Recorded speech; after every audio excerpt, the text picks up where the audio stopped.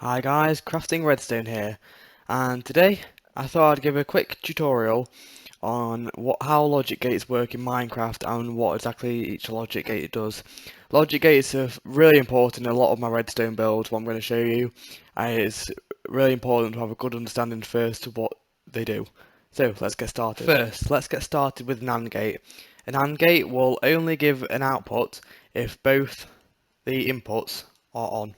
So it doesn't give an output when one's on. We turn the other one on, it will give an output. See, and how an AND gate works in Minecraft is just basically this: you've got your two inputs where the levers are, and they go into a redstone torch. When this is on, the redstone torch will be inverted, and it needs both of them to be on for this redstone wire to go off. Obviously, if one's on, it's going to light up the redstone wire. So when both wires are off, this one's going to activate again, and this is going to produce an output, and this is the output you see here. So once more, when both of them are off, the output is off. When one of them are on, the output is still off. If the other one's on, the output is still off, but if both of them are on, the output is on. Let's move on to the OR gate. The OR gate, as its name suggests, only has an output when either one or both of the inputs are on. So when both of them are off, it has no output. If one of them are on, it has an output. If the other one is on, it'll have an output. And if both of them are on, it'll still have that output. Let's have a look at how that works then. So in Minecraft, we have two levers, and these just go into a redstone wire.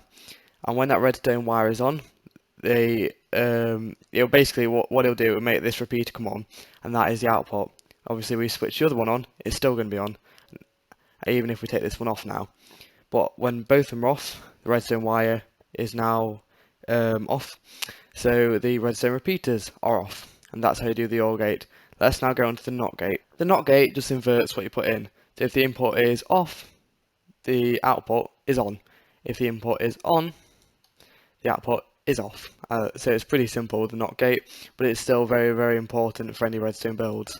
So let's have a look how that works. Basically, just one repeater going into a redstone torch, that inverts the signal and then comes back out the output.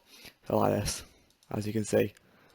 Now, let's go on to the NAND gate. The NAND gate stands for not AND.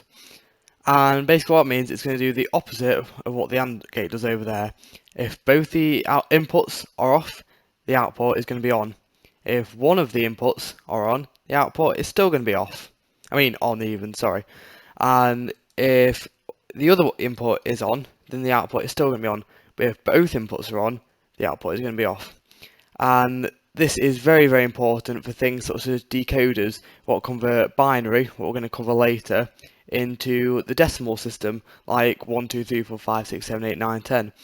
And NAND and AND gates play a very big part in that. So, this is how you make a simple NAND gate. As you can see, it's very simple as the AND gate, but it doesn't have this redstone torch here. That means that whatever the redstone wire is, that'll be what the output is. So, as you can see, that is how an AND gate works. Let's move on to a NOR gate. A NOR gate, again, does the opposite of what an OR gate does. If one input is on, the output is going to be off. If the other input is on, the output is going to be off. And if both inputs are on, the output is still going to be off. And then it's back on. So, how you make a NOR gate in Minecraft, it is literally just the OR gate, but with this redstone torch here. And this will just invert it, whatever goes into it. So you can see the redstone wire is off, so the torch is on. The redstone wire is on, so the torch is off. That means the output is off. And if both of them are on, the torch is still off. And that is how an OR gate works. Next we're going to be moving on to something slightly more complicated, and that is the XOR gate. So, the XOR gate, or exclusive OR gate, basically what it does, if both of the inputs are off, then the output's going to be off. If either one of the inputs are on, the output is going to be on. But if both the inputs are on, the output is going to be off. So, as you can see, off, on. We can try that with the other one. On. And then if we put both of them on, the output is going to be off.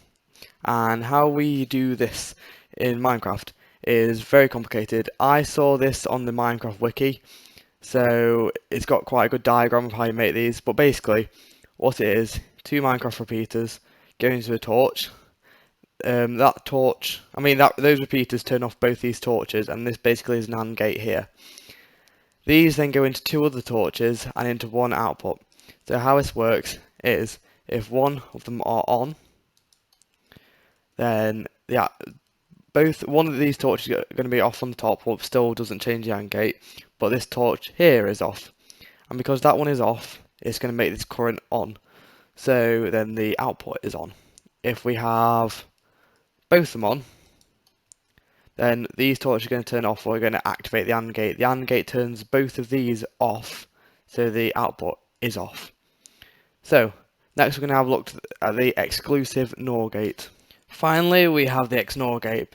This is just the opposite of the OR gate. So, if both inputs are off, the output is on. If one input is on, the output is off. If the other input is on, the output is off. And if both inputs are on, the output is on. So, how you make this? Basically, it is the XOR gate with something to invert the signal at the end. This is basically the same for all not combined gates, so like the NAND gate, the NOR gate, and the XNOR gate. It's just the same, it just inverts the signal at the end. So, what we've got here, if both inputs are off, the output is on. And if one input is on, the output is off. And if the other input is on, the output is off. And if both inputs are on, the output is on. And that is the XNOR gate. This is all the main logic gates, and these are the ones we construct all the other logic gates out of. Actually, every single logic gate is made out of either a NOR gate or an AND gate, although we won't go into this now. You can get logic gates in real life outside Minecraft, and that's what electronics is basically. You have these circuits, and you can construct circuits like in Minecraft in real life to make basic computers. And this is basically how all computers are made. Anyway, let's move on to what computers use for counting, and that is binary. So, I'm going to try and explain binary using Redstone. Binary is a base 2 number counting system, and our usual, 0 to 9, is a base 10. What that means is, in base 2, the number previous to it times 2 would be the next one along. So 1 times 2 is 2, 2 times 2 is 4, 4 times 2 is 8, 8 times 2 is 16, 16 times 2 is 32, 32 times 64, and so on. And how you use this is you add them together. So if I wanted a 1 in binary, if it's on, it equals 1. If I wanted a 2, we'd have to move along 1, and we've got 2. If I wanted a 3, 2 add 1 equals 3. If you wanted a 4, you would turn these off and click the 4. If you wanted 5, you'd 4 add 1 equals 5. 6, 4 add 2 equals 6.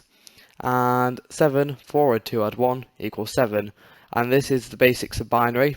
There's probably many videos out there on this, teaching it far better than I can possibly teach it. But this is basic. This is the basics of binary. And here we have 170 bits of information. That means we've got 127 different possibilities in this. So we can have all off or different combinations, and all those combinations, the amount of them is 127.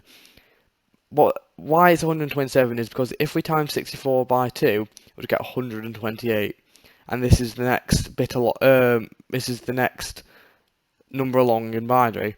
So the maximum we can have is 127 different outputs, and that's the basics of binary. We have 127 bits here, and 8 bits equals 1 byte. So in total we've got 15 bytes and 7 bits. As I said, if you want a really good full in-depth tutorial of binary, search binary counting system on Google or YouTube, and I'm sure it'll bring something up and it will explain it far better than I can explain it. Anyway, let's move on to the addition circuit. And finally, to finish off this video, we have got the addition circuit.